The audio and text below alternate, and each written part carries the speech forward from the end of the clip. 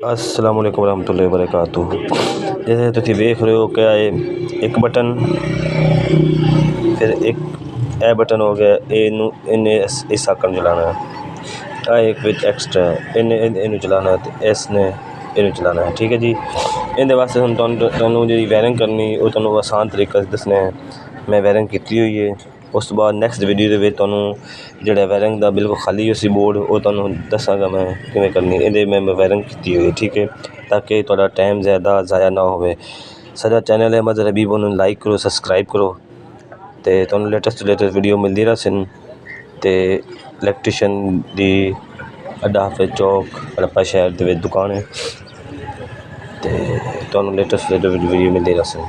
मैं कम जो एक्सपीरियंस है मेरे को 10 साल का। मैं देख रहे हो तुसीं ए तुसां की वायरिंग दी होंदी है। ठीक है, यानी कि जी काली तार है ये असी यूज़ कर रहे हैं न्यूट्रल वास्ते। ठीक है, जी पीली तार है मैं पंजाबी इस बोलना ताकि लोगों को सही तरह समझ आ जाए। यह जी पीली तार है ये जनाब है फेस वास्ते, यानी कि करंट वास्ते। यह मैं तारा बाहर कर दी हैं। यह साड़ी आ गई है लाइट, यानी कि बल्ब वास्ते।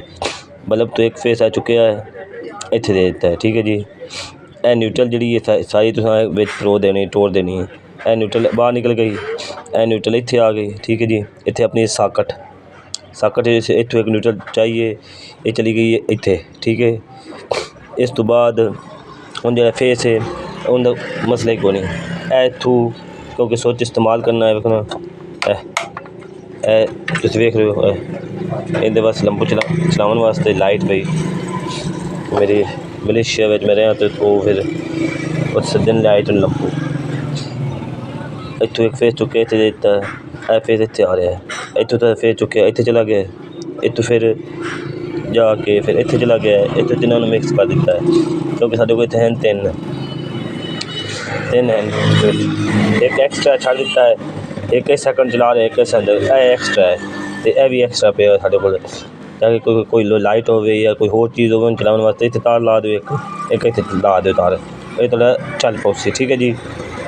तुसीं वेख रहे हो इत्थों आई है तार, इहदे विच आई, इहदे विच इहदे गई, इहदे च फिर इन्हां तिन्नां मिक्स कर दित्ती है। यह खाली छड्ड दिता है, इंदा ऑन ऑफ वाला सुच है। यह वेख रहे हो इन्हूं की कीता है, इत्थों एक तार चाहिए इत्थे दे दित्ती है, यह तार जी इत्थे दे दित्ती। बस इन्ना काम है, कोई मुश्किल काम नहीं है। तो तुहानूं ये है इस टाइम 8 वाला 1 2 3 4 5 6 7 8 तुहानूं सारे दसांगे किहड़े किवें बनदे न, एक तो लग के 10 ते तुहानूं सारे दसांगे। ठीक है, साढ़े चैनल लाइक करो, सबसक्राइब करो।